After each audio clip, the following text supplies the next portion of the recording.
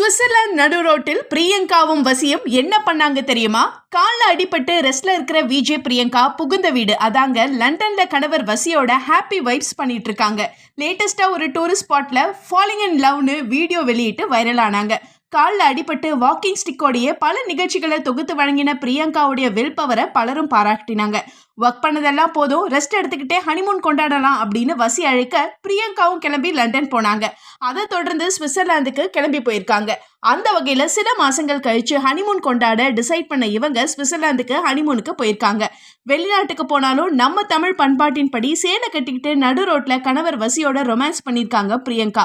இது குறித்த வீடியோ இப்ப இணையத்துல வைரல் ஆகியிருக்கு. அவருக்கு நிறைய ரசிகர்கள் இருந்தாலும் ஹேட்டர்ஸும் இருக்கதான் செய்யறாங்க. அவங்களுக்கு இந்த வீடியோ வைத்தறிச்சலாக தான் இருக்கும் போல இருக்கு. எப்போதும் போல கியூட் ஸ்மைலோட இருக்கிற பிரியங்காவுக்கு கெட் வெல் சூன் மற்றும் ஹாப்பி ஹாலிடேஸ்னு வாழ்த்துக்களை பதிவிட்டு வராங்க ரசிகர்கள். எப்ப மேடம் இந்தியாவுக்கு வர போறீங்க?